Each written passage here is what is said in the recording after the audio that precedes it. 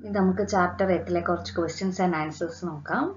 First question, which function of management consists of the following elements?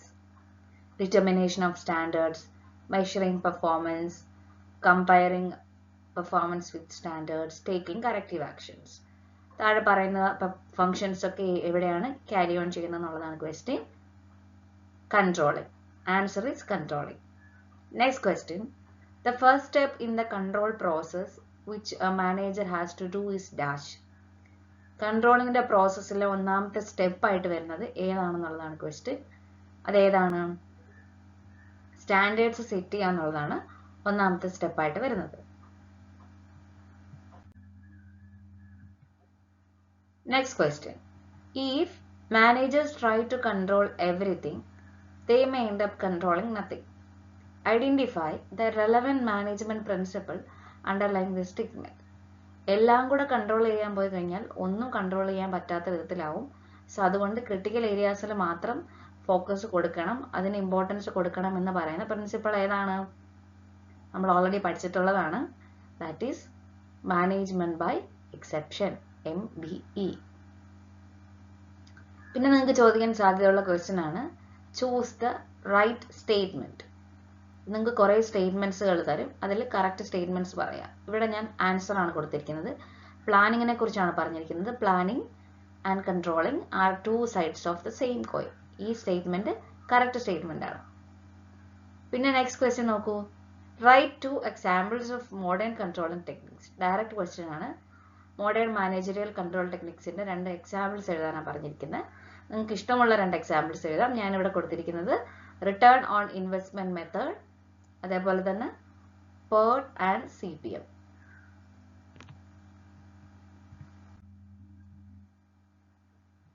Next question, choose the right tool for controlling. നിങ്ങൾക്ക് കുറച്ചധികം options തരും, അതിൽ കൺട്രോളിങ്ങിന്റെ correct tool ഏതാണെന്നാണ് ചോദിച്ചിരിക്കുന്നത്. ഇവിടെ ഞാൻ കൊടുത്തിരിക്കുന്ന answer critical path method. Next question, entrusting the responsibility expenses to different departments is called. പല ഡിപ്പാർട്ട്മെന്റ്സിൽ തിരിച്ച് റെസ്പോൺസിബിലിറ്റി കൊടുക്കുന്നതിന് എന്താണ് പറയുന്നത് എന്നാണ് ചോദ്യം. ഉത്തരം എന്താണ്? Responsibility accounting. നമ്മൾ പഠിച്ചതല്ലേ, പല ഡിപ്പാർട്ട്മെന്റ്സിന് ഡിവിഷൻസിന് തിരിച്ചു കൊടുത്ത് അവരോരോ സെന്റേഴ്സ് ആയിട്ട് എടുത്ത് അവർക്ക് റെസ്പോൺസിബിലിറ്റി കൊടുക്കുന്നു. അതിൽ ഓരോ സെന്ററിന് ഒരു ഹെഡ് ഉണ്ടാവും, അവരതിന്റെ റെസ്പോൺസിബിലിറ്റി എടുക്കുന്നു. ടൈപ്സ് ഓഫ് സെന്റേഴ്സ് നമ്മൾ വായിച്ചു. Next question, modern controlling techniques used to both planning and controlling. പ്ലാനിങ്ങിനും കൺട്രോളിങ്ങിനും ഉപയോഗിക്കുന്ന മോഡേൺ ടെക്നിക്സ് ഏതൊക്കെയാണെന്നാണ് ചോദ്യം. നിങ്ങൾക്കറിയാം, answer is PERT and CPM. Comparing investment and profit is. Investment ചെയ്യുന്നതിനെയും അതിൽ നിന്ന് കിട്ടുന്ന പ്രോഫിറ്റിനെയും കമ്പയർ ചെയ്യുന്നതിനെ പറയുന്ന പേര് എന്തെന്നുള്ള question. That is return on investment.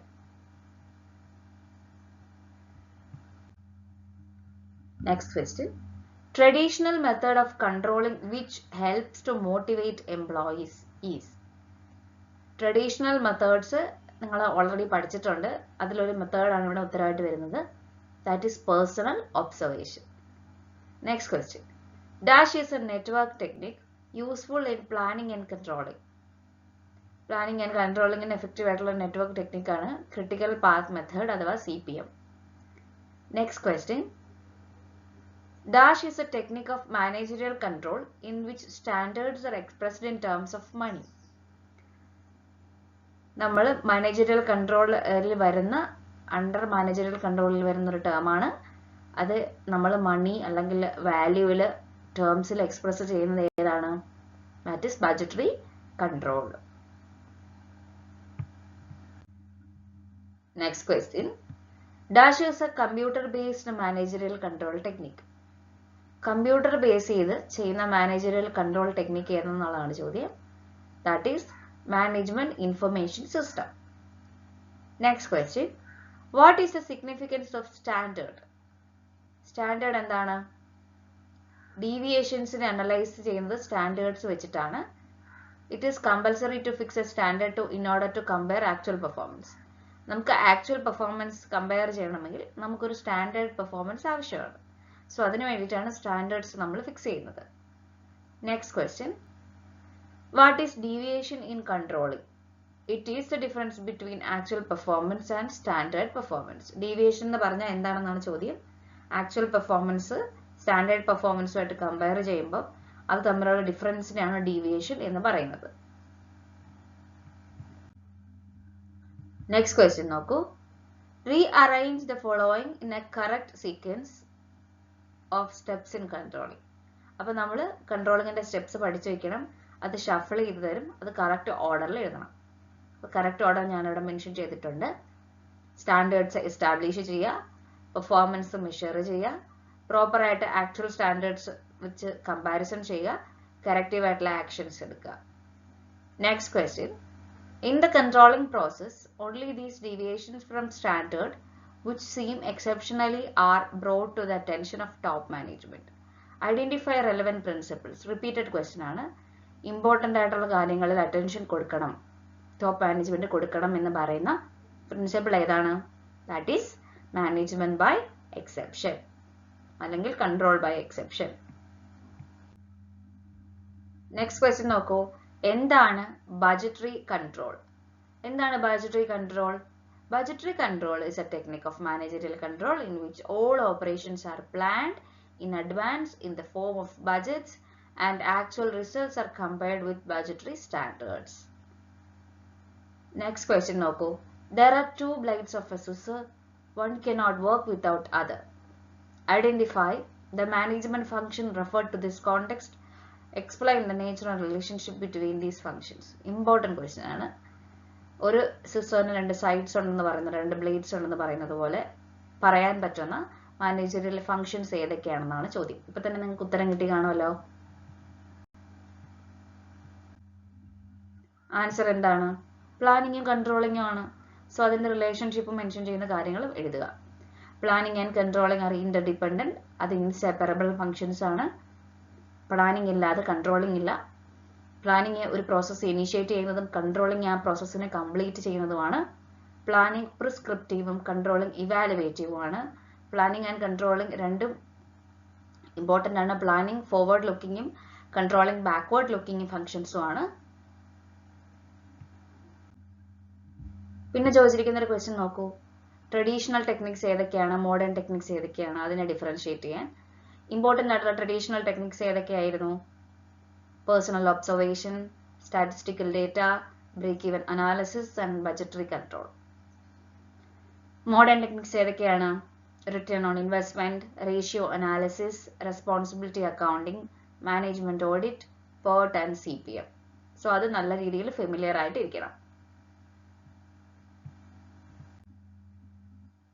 Next question നോക്കൂ. എന്തൊക്കെയാണ് കൺട്രോളിങ്ങിന്റെ ലിമിറ്റേഷൻസ്? ഡയറക്റ്റ് ക്വസ്റ്റ്യൻ ആണ്. അപ്പോൾ നിങ്ങൾ എഴുതുക, ഡയറക്റ്റ്ലി അതിൻ്റെ ലിമിറ്റേഷൻസ് എഴുതുക. ക്വാണ്ടിറ്റേറ്റീവ് ആയിട്ടുള്ള സ്റ്റാൻഡേർഡ്സ് സെറ്റ് ചെയ്യാൻ ഡിഫിക്കൽട്ട് ആണ്. It controlling system loses some of its effectiveness with standards cannot be defined in quantitative terms. രണ്ടാമത്തെ ലിമിറ്റേഷൻ എന്താ? എക്സ്റ്റേണൽ ഫാക്ടേഴ്സ് ലിമിറ്റ് ചെയ്യുന്നു. Generally enterprise cannot control external factors like competition, technological changes, government policies etcetera. Third point, resistance from employees. Control എംപ്ലോയീസിന്റെ സൈഡിൽ നിന്ന് ഒരു resistance ആയിട്ട് act ചെയ്യും. അവർക്ക് അത്ര കൺട്രോൾ ചെയ്യുന്നത് വലിയ താല്പര്യമുള്ള കാര്യമാവത്തില്ല. Because they see it is as a restriction for their freedom.